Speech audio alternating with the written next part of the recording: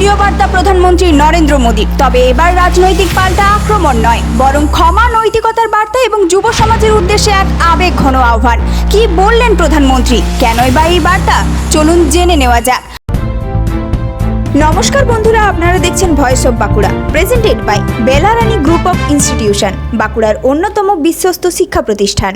শুক্রবার রাত প্রায় 11টা নাগাদ নিজের সমাজ মাধ্যমে একটি 30 সেকেন্ডের ভিডিও প্রকাশ করেন প্রধানমন্ত্রী নরেন্দ্র মোদী। ভিডিও শুরুতেই তিনি বলেন, দিল্লির যন্তর মন্তরে কিছু যুবক যুবতী তার উদ্দেশ্যে এবং তার মাকে নিয়ে অত্যন্ত অশালীন ভাষা ব্যবহার করেছেন। সেই ঘটনাকে উল্লেখ করে তিনি বলেন, এই ধরনের ভাষা সমাজের জন্য অশোভন এবং উদ্বেগজনক। हाय फ्रेंड्स, आज तो मन करता है बस आपसे ही बातें करूं।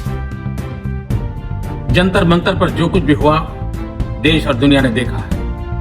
कुछ शरारती बच्चों ने भद्दी भद्दी गालियां बोली, किसी भी सभ्य समाज को शोभा न दे ऐसे शब्दों का प्रयोग किया गया। मुझे तो गालियां दी गई, मेरी स्वर्गीय माता को भी गालियां दी गई। न जाने कितना भद्दा स्वरूप था। लेकिन मैं आज बात करना चाहता हूं कि बचपन में गलतियां होती हैं और बचपन में गलतियों से सुधरने का अवसर भी होता है, और यही तो बचपना है।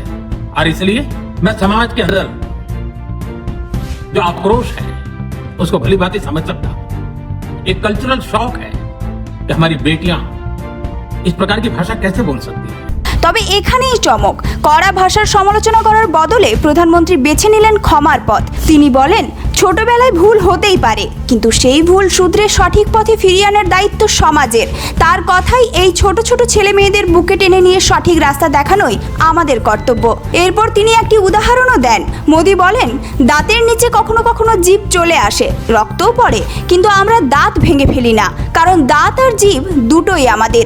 এই বাচ্চারাও তেমনই আমাদেরই। তিনি স্পষ্ট জানান, শান্তি বা আদালতের মাধ্যমে নয়, ভালোবাসা, শিক্ষা এবং নৈতিক মূল্যবোধ দিয়েই সমস্যার সমাধান সম্ভব। समय है इन बच्चों को गले लगा करके राह दिखाने का। ये गुमराह बच्चे हैं, उनको राह दिखाना हमारा काम है। उनको सजा देना, अदालतों के चक्कर कटवाना, समाज में उनको प्रताड़ित करना, इससे हम परिस्थितियां नहीं बदल पाएंगे। मैं उन्हें माफ करना चाहता हूं।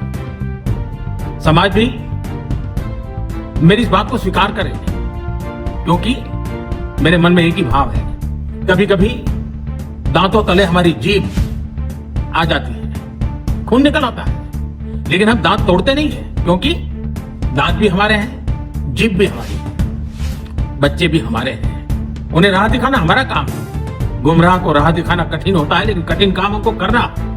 और इसलिए आओ, मैं इन बच्चों को कहता हूं, बच्चों आओ, हम देश के लिए साथ मिलकर के आगे बढ़े, कुछ नया सीखें, गलतियों से भी सीखें, अपने सपनों को लेकर के चल पड़े।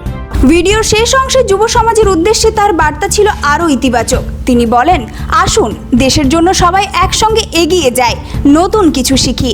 দেশের অগ্রগতির সঙ্গে আপনাদের ভবিষ্যৎও জড়িয়ে রয়েছে। প্রধানমন্ত্রী আগের মতোই নিজের পরিচিত ভঙ্গিতে যুব সমাজকে সম্বোধন করেন ফ্রেন্ডস এবং দোস্ত বলে। উল্লেখ্য, সম্প্রতি সমাজ মাধ্যমে প্রধানমন্ত্রীকে নিয়ে আপত্তিকর পোস্ট করার অভিযোগে মেটা ইন্ডিয়ার এক শীর্ষ কর্তা সহ একাধিক ব্যক্তির বিরুদ্ধে তেলেঙ্গানায় মামলা দায়ের হয়েছে। সেই আবহেই প্রধানমন্ত্রীর এই ক্ষমা ও সংলাপের বার্তা রাজনৈতিক মহলেও নতুন করে আলোচনা শুরু করেছে। এদিকে কয়েকদিন আগেই প্রধানমন্ত্রী বিভিন্ন মন্ত্রীদের সমাজ মাধ্যমে আরও সক্রিয় হওয়ার এবং যুব সমাজের সঙ্গে সংযোগ বাড়াতে রিল তৈরির পরামর্শ দিয়েছিলেন। নিজেও ধারাবাহিকভাবে ভিডিও বার্তার মাধ্যমে সেই পথেই এগোচ্ছেন তিনি। এখন দেখার বিষয়, প্রধানমন্ত্রীর এই নরম সুর ও ক্ষমার বার্তা দেশের যুব সমাজের উপর কতটা প্রভাব ফেলে। এই বিষয়ে আপনার কি মতামত, কমেন্ট করে অবশ্যই জানান। এই ধরনের গুরুত্বপূর্ণ খবর সবার আগে পেতে আমাদের চ্যানেলটি সাবস্ক্রাইব করুন আর ভিডিওটি শেয়ার করতে ভুলবেন না। আপনার মতামত কমেন্টে জানান আর লাইক শেয়ার করে ভয়েস অফ বাঁকুড়ার পাশে থাকুন।